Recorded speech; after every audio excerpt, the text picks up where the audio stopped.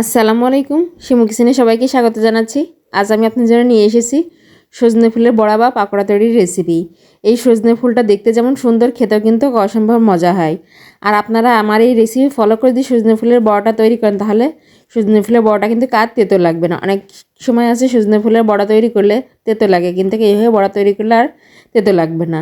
আর সজনে ফুল আমাদের জন্য কিন্তু অনেক উপকারিতা। চলুন আমরা সজনে ফুলের বড়াটা তৈরি করে নিই। এর জন্য এখানে আমি প্রথমে নিয়ে নিয়েছি সজনে ফুল। সজনে ফুলটাকে আমি ভালোভাবে ধুয়ে পরিষ্কার করে নিয়েছি এবং পানিটাও ঝরিয়ে নিয়েছি। এবার এর মধ্যে আমি দিয়ে দেবো প্রথমে 1/3 কাপ বেসন, আর দিয়ে দিচ্ছি 1/4 কাপ চালের গুঁড়া।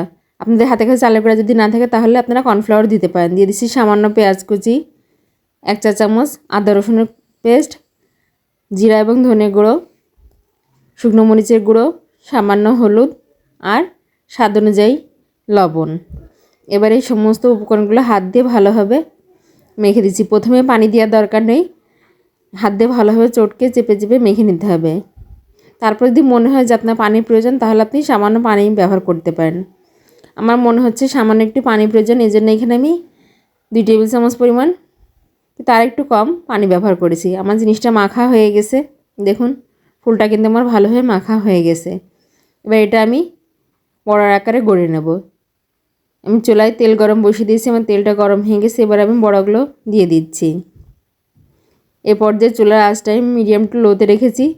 3 থেকে 4 মিনিট মিডিয়াম টু লো হিটে বড়াটাকে আমি উল্টে পাল্টে ভেজে নেব। প্রথমে আমি সাবধানে বড়াগুলোকে উল্টে দিচ্ছি। আর এই বড়াগুলো কিন্তু অনেকটাই ক্রিস্পি হয় আর খেতেও ভালো লাগে। গরম গরম ভাতের সঙ্গে অথবা বিকালের নাস্তায় কিন্তু আপনারা এই বড়াটা ব্যবহার করতে পারেন। আর এখন কিন্তু সজনে ফুলটা অ্যাভেলেবেল পাওয়া যায়, আপনারা একবার তৈরি করে দেখতে পারেন। আমার বড়াগুলো একটা সাইড হয়ে গেছে, এটাকে আমি আবারও উল্টে দিচ্ছি। এইভাবে উল্টে পাল্টে আমি এটাকে লাইট গোল্ডেন কালার করে ভেজে তুলে নেব। আর এটা আপনার বাসায় একবার তৈরি করলে বুঝতে পারবেন যে এটা তৈরি করা ঠিক কতটা সহজ। আমার এটা হয়ে গেছে, এবার এটা আমি তেল থেকে উঠিয়ে নিচ্ছি। দেখুন এটা কিন্তু খুব বেশি লালচে কালার করে তুলবে না, লাইট গোল্ডেন কালার করে ভেজে তুলে নিতে হবে। আমি বাকি বড়াগুলো একইভাবে ভেজে তুলে নিচ্ছি। আশা করছি আমার আজকের এই বড়া তৈরির রেসিপিটি সবার ভালো লেগেছে। আর ভালো লাগলে প্লিজ আমার চ্যানেলটি সাবস্ক্রাইব করবেন আর বেশি বেশি লাইক শেয়ার দিয়ে আমার পাশে থাকবেন। আর যারা আমার এই ভিডিওটি আমার ফেসবুক পেজে দেখছেন, প্লিজ আমার পেজটি লাইক এবং ফলো দিয়ে পাশে থাকবেন। ধন্যবাদ।